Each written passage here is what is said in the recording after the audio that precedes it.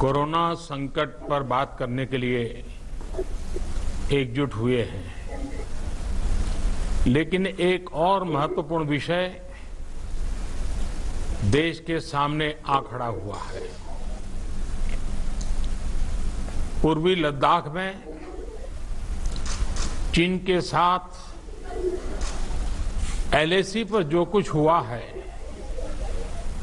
उससे प्रत्येक देशवासी आहत है। भारत माता के वीर सपूतों ने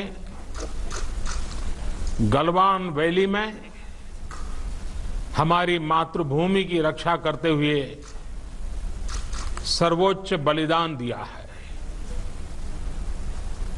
मैं देश की सेवा में उनके इस महान बलिदान के लिए उन्हें नमन करता हूं। उन्हें कृतज्ञतापूर्वक श्रद्धांजलि देता हूं। दुख की इस कठिन घड़ी में हमारे इन शहीदों के परिजनों के प्रति मैं अपनी संवेदना व्यक्त करता हूं। आज पूरा देश आपके साथ है। देश की भावनाएं आपके साथ है। चाहे स्थिति कुछ भी हो, परिस्थिति कुछ भी हो, भारत पूरी दृढ़ता से देश की एक एक इंच जमीन की, देश के स्वाभिमान की रक्षा करेगा। भारत सांस्कृतिक रूप से एक शांति प्रिय देश है। हमारा इतिहास शांति का रहा है।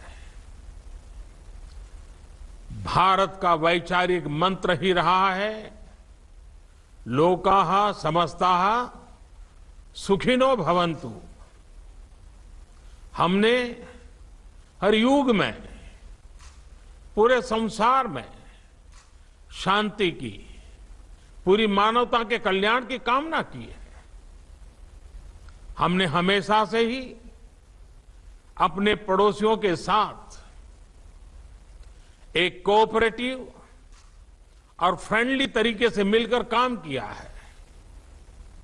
हमेशा उनके विकास और कल्याण की कामना की है।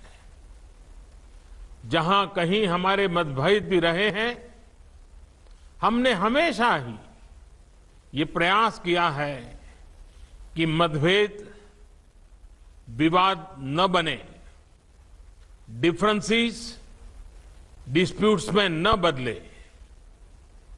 हम कभी किसी को भी उकसाते नहीं हैं, लेकिन हम अपने देश की अखंडता और संप्रभुता के साथ समझौता भी नहीं करते हैं।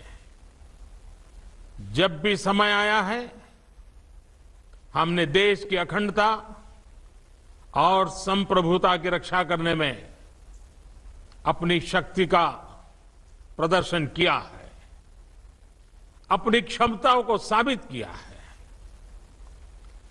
त्याग और तितिक्षा हमारे राष्ट्रीय चरित्र का हिस्सा है, लेकिन साथ ही विक्रम और वीरता भी उतना ही हमारे देश के चरित्र का हिस्सा है। मैं देश को भरोसा दिलाना चाहता हूं, हमारे जवानों का बलिदान व्यर्थ नहीं जाएगा।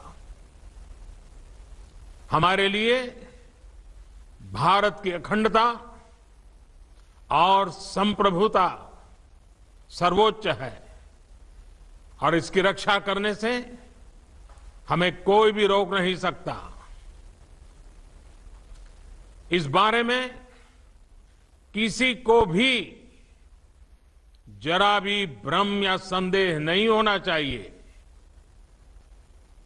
भारत शांति चाहता है, लेकिन भारत उकसाने पर हर हाल में यथोचित हर हाल में यथोचित जवाब देने में सक्षम है। और हमारे दिवंगत शहीद वीर जवानों के विषय में देश को इस बात का गर्व होगा कि वे मारते मारते मरे हैं।